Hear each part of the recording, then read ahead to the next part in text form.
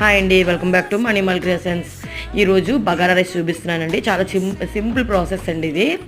దీనికి ఒక బ్యాండీ వేసుకొని గీ, నెక్స్ట్ కొంచెం ఆయిల్ వేసుకొని ఈ మసాలా అంతా కూడా ఫ్రై చేయాలండి. హోల్ గరం మసాలా, నెక్స్ట్ పచ్చిమిర్చి, కరివేపాకు కూడా వేసుకొని ఫ్రై చేయాలి. అల్లం వెల్లుల్లి పేస్ట్ కూడా వేసుకోవాలండి.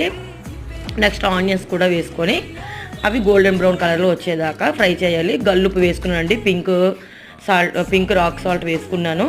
నెక్స్ట్ పుదీనా, కొత్తిమీర కూడా వేసుకోవాలి. ఇది మెయిన్ ఇంగ్రీడియంట్ అండి దీనికి, బగారా రైస్కి.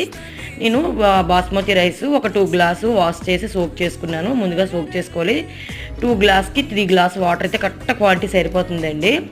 ఇది నాన్ వెజిటేరియన్స్ అయితే చికెన్ మటన్తో తింటారు. మేము వెజిటేరియన్స్ కాబట్టి ఇలాగా చోలే మసాలా కర్రీ చేశానండి. దీనికి చాలా బాగుంటుంది. ఒక్కోసారి మష్రూమ్ పన్నీర్ కూడా చేస్తాను. ఇది లిక్విడ్లా చేశానండి, కర్రీ గ్రేవీలా కాకుండా. దీనికి అలాగే బాగుంటుంది.